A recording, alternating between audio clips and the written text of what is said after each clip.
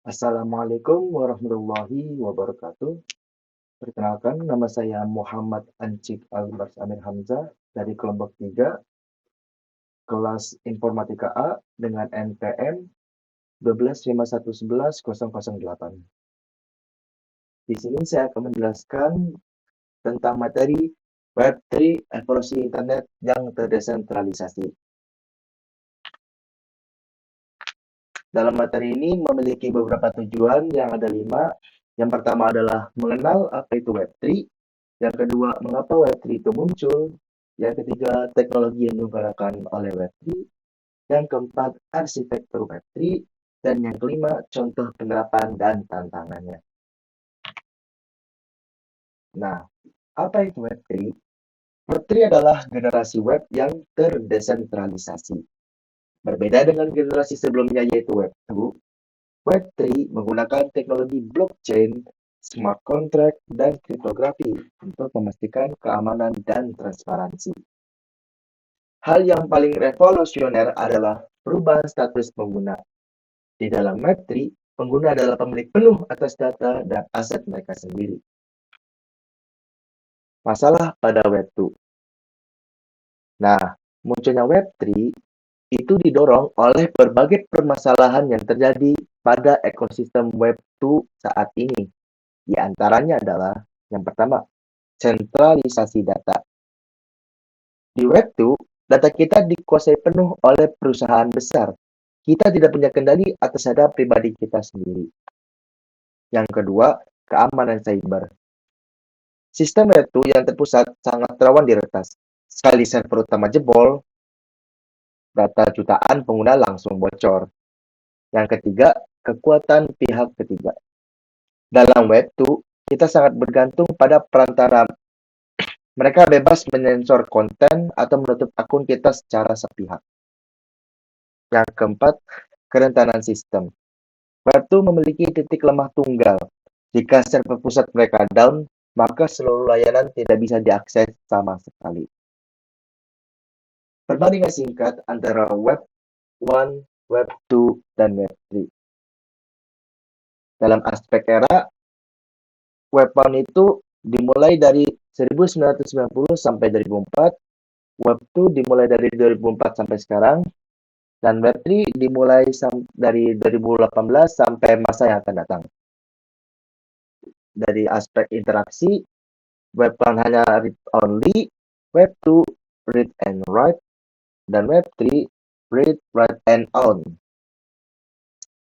Dari segi aspek arsitektur, Web 1 itu client server, di Web 2 cloud computing, di Web 3 decentralized.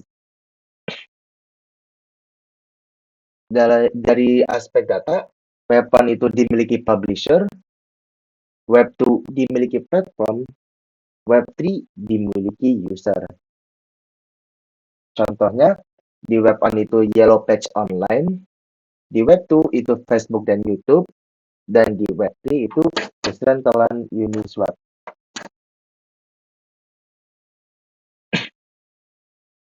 Dari segi aspek user role, di Web 1 itu konsumen, di Web 2 itu produsen konten, di Web 3 itu pemilik aset dan identitas.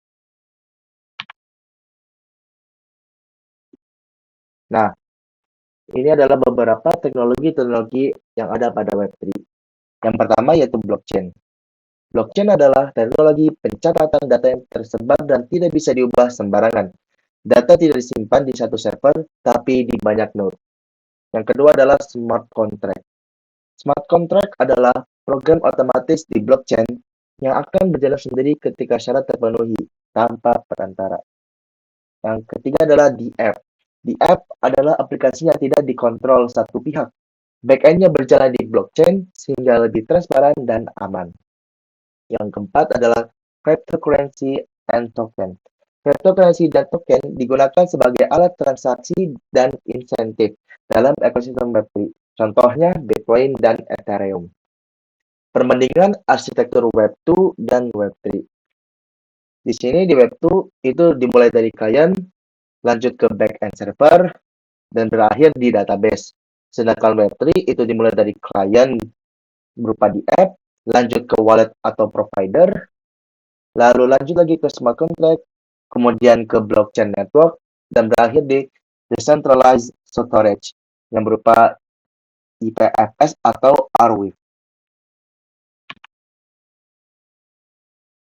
Contoh use case yang ada pada Web3. Yang pertama yaitu cryptocurrency, yang kedua adalah DeFi, decentralized finance, yang ketiga adalah NFT, non-fungible token, dan yang keempat adalah DAO atau Decentralized Autonomous Organization. Nah, kelebihan dan kekurangan Web3.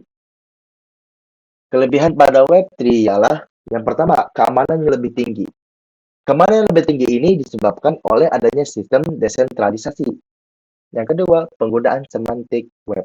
Semantik web membuat data di internet lebih mudah dimengerti dan dicari oleh search engine atau mesin pencari.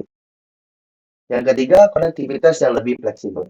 Setiap pengguna dapat terhubung dengan berbagai data secara aman dan privat, dan mendukung layanan yang lebih luas tanpa perlu khawatir perihal keamanan. Nah, kekurangan pada Web3 ialah yang pertama, lambannya kecepatan dalam pemrosesan. Proses ini membutuhkan waktu yang intensif dalam sistem komputasi, sehingga menyita banyak waktu. Yang kedua, pemantauan dan regulasi yang belum jelas. Karena bukan otoritas sentral, maka sulit untuk menentukan pihak mana yang bertanggung jawab apabila terjadi pelanggaran. Yang ketiga, kesulitan dalam integrasi. Hal ini disebabkan oleh sistem web yang lama yang mungkin masih menggunakan Web2, di mana perbedaan cukup mendasar, yakni sistem desentralisasi dan non-desentralisasi.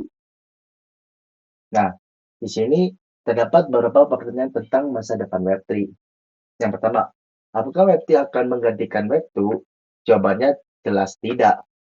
Lebih tepatnya, Web3 tidak akan menggantikan Web2, tetapi melengkapinya. Web2 tetap unggul di kemudahan, sedangkan Web3 unggul di desentralisasi dan kepemilikan aset. Pertanyaan yang kedua, apa pendekatan paling realistis untuk menggunakan Web3?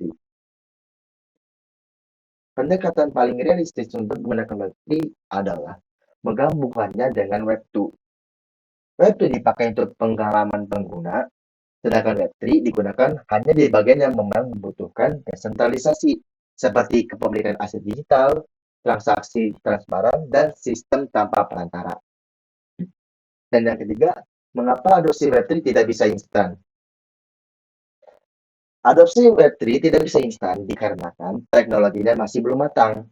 Masih ada masalah UX, skalabilitas, dan biaya. Kurva baca lebih tinggi, dan regulasi belum jelas. Banyak negara masih meraba-raba aturannya. Karena itu, adopsi Web3 cenderung bertahap, bukan langsung menggantikan Web2.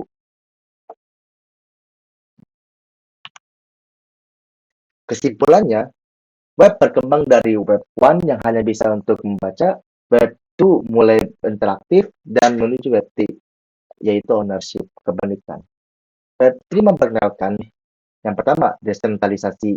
Yang kedua, kontrak. Yang ketiga, blockchain sebagai trust layer. Dan yang keempat, Web3 tidak menggantikan Web2, tetapi melengkapinya. Web3 bukan sekadar teknologi, tetapi perubahan cara kita memiliki, mengelola, dan mempercayai internet. Bila ada pertanyaan yang ingin disampaikan, silakan tulis saja di kolom komentar. Sekian dari saya. Wassalamualaikum warahmatullahi wabarakatuh.